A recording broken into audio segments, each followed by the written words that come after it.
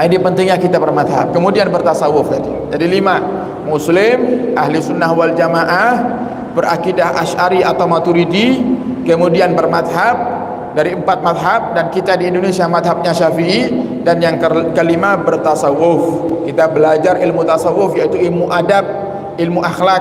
Nah, contoh kemarin sudah kita sampaikan ya. Dalam madhab Syafi'i itu, kalau kita sholat, yang wajib kita tutup bagi laki-laki adalah ma baina surrati wa rukbah, antara pusar sampai lutut. Tapi apakah pantas jika kita sholat menghadap kepada Allah cuman sarung ngantek ra kelamben? Tidak pakai apa? Tidak pakai baju, sarungnya kita angkat di atas perut, bagian bawah nutupi lutut. Datang ke Masjid Al-Ikhlas sholat Jumat, kira-kira gimana? Viral jenengan ya? Sekarang rejo Fulan bin Fulan sholat Jumat di Masjid Al-Ikhlas ratawan. Ditanya, kok jenengan boten damel kuku, boten damel baju yang rapi? Bukan madhab Syafi'i yang aurat yang wajib tutup kan namun pusar sampai lutut. Nah, tidak pas. Kenapa? Kita menemui tamu kita, yaitu manusia, yang bahkan mungkin di saat kita berjumpa dengan mereka, kita tidak tahu dia ini termasuk orang yang taat sama Allah apa tidak. Kita menghormati dia, kita pakai pakaian yang rapi. Di saat kita ketemu menghadap kepada Tuhan kita Allah Subhanahu wa taala, kok kita justru malah tidak pakai baju. Nah, itu kan lucu. Nah, maka tidak beradab, sehingga kita perlu belajar ilmu fikih dan juga perlu belajar ilmu adab. Itu yang disebut dengan al-jamaah, yaitu berpegang teguh dengan kelompok yadullah ma'al jamaah, pertolongan Allah itu bersama orang-orang yang bersatu, para hadirin. Nah, sehingga jangan sampai kita ini mau dipecah belah.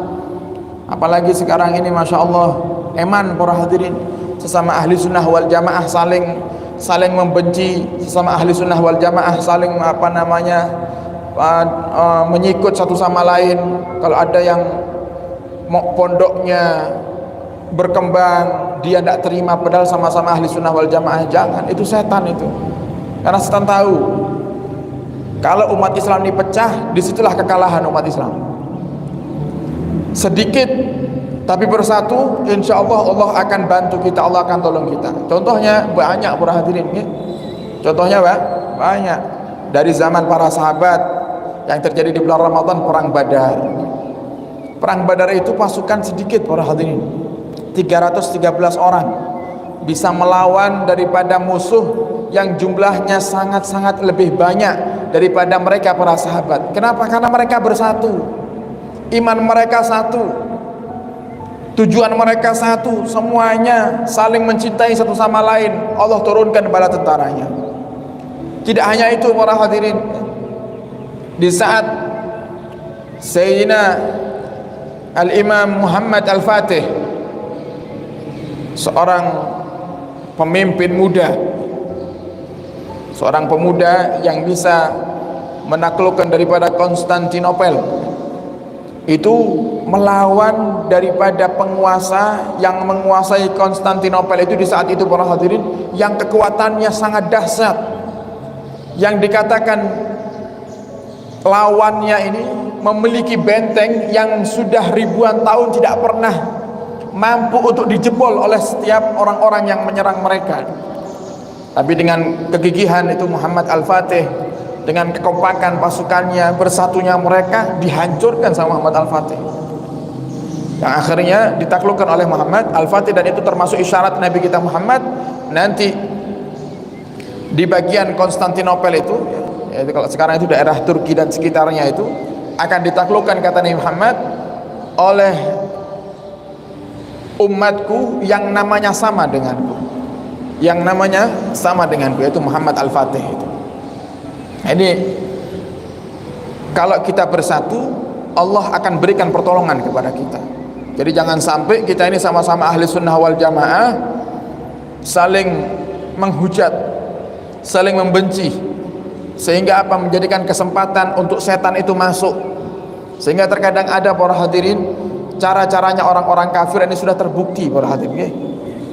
Caranya orang kafir itu untuk merusak umat Islam dengan apa? Dipecah belah. Mulai dari zaman Nabi sampai zaman para sahabat sampai sekarang, cara itu masih ampuh bagi orang-orang kafir. Hanya satu-satunya cara itu yang paling ampuh untuk menghancurkan umat Islam. Contoh nih, di perang dulu ada perang namanya perang Jamal. Ada perang namanya perang Jamal. Yang itu peperangan terjadi antara kubu Sayyidatuna Aisyah dengan kubu Sayyidina Ali. Coba ini, Sayyidah Aisyah istri Nabi, Sayyidina Ali sahabat Nabi, menantu Nabi, sepupu Nabi, perang gara-gara apa? Orang-orang kafir, orang-orang munafik yang memang ingin memecah belah umat Islam, sehingga mereka memang berharap agar umat Islam ini satu sama lain saling menyakiti, satu sama lain saling menghujat, satu sama lain saling membenci. Nah, kejadiannya di saat itu Sayyidina Ali karamallahu wajhah itu dengan pasukannya sedang mengintai dan mencari pembunuh Sayyidina Utsman ibn Affan. Yang Sayyidina Utsman itu dibunuh dalam keadaan beliau sedang ngaji Quran, dibunuh, dipenggal kepalanya.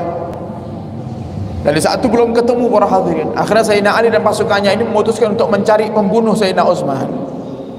Nah, kemudian Sayyidah Aisyah menanti kabar itu. Kira-kira Ali sudah mendapatkan pembunuh Utsman belum ya? Kok belum ada kabar sampai saat ini. Akhirnya Sayyidah Aisyah ini punya inisiatif. Sudahlah, ayo pasukanku, kata Sayyidah Aisyah, ayo sahabat-sahabat yang lainnya, ayo kita susul pasukan Sayyidina Ali, kita bantu Ali untuk mencari pembunuh Sayyidina Utsman ibn Affan. Di situ sudah dimanfaatkan oleh orang-orang munafik dan orang-orang kafir.